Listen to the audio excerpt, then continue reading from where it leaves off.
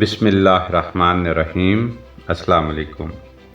بختیار خلجی ایک بہادر اور جری انسان تھا۔ اس کی قد و قامت عام لوگوں سے تھوڑی سی زیادہ تھی۔ اس کے بازو اتنے لمبے تھے کہ جب وہ ہاتھوں کو آزادانہ چھوڑتا تو اس کے ہاتھ پنڈلیوں تک جا پہنچتے۔ اس کے بازوؤں میں قوت اتنی زیادہ تھی کہ ایک مرتبہ ہاتھی سے مقابلہ کرتے ہوئے اس نے ہاتھی کے ایک ہی گرز مارا اور وہ چنگاڑتا ہوا میدان سے دور بھاگ گیا۔ پورب میں اسلامی حکومت قائم کرنے کا سہرا محمد بختیار خلجی کے سر ہے۔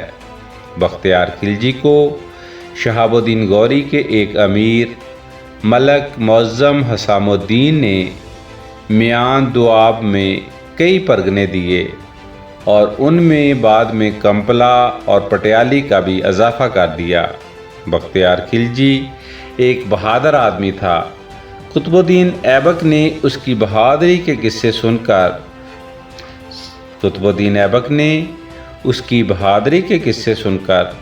اس پر خصوصی لطف و کرم کی نظر ڈالی۔ قطب الدین ایبک کی حوصلہ افزائی سے بختیار خلجی نے بہار کے علاقے پر قبضہ کر لیا۔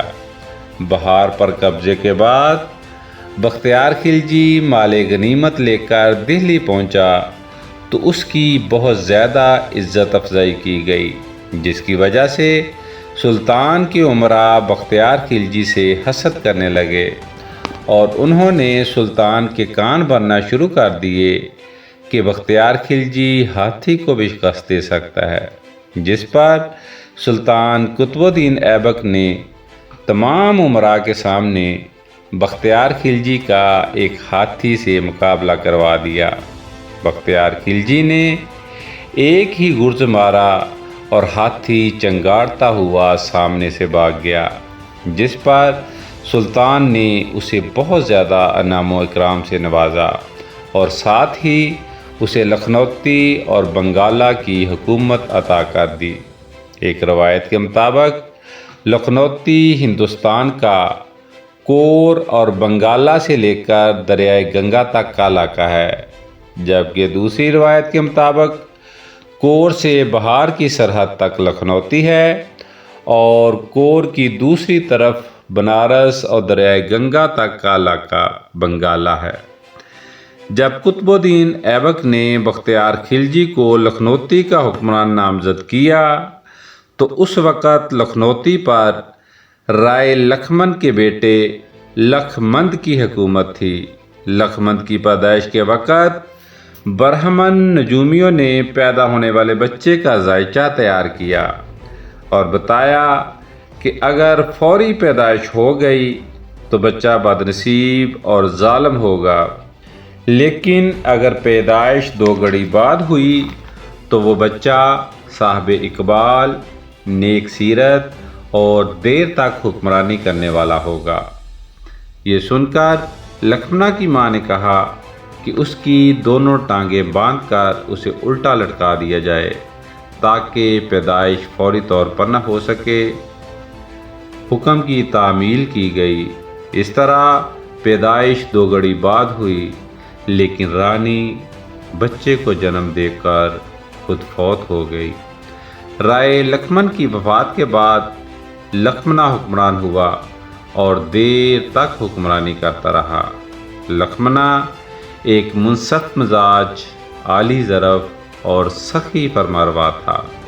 نجومیوں نے لکھمنا کو بتایا کہ اب حکومت تمہارے ہاتھ سے جانے کا وقت آ گیا ہے، کیونکہ حکومت اب ایک ایسے شخص کے پاس چلی جائے گی جس کے ہاتھ پنڈلیوں تک جاتے ہیں، اس لیے بہتر ہوگا کہ ہم لکھنوتی چھوڑ کر کسی دوسرے علاقے میں چلے جائیں۔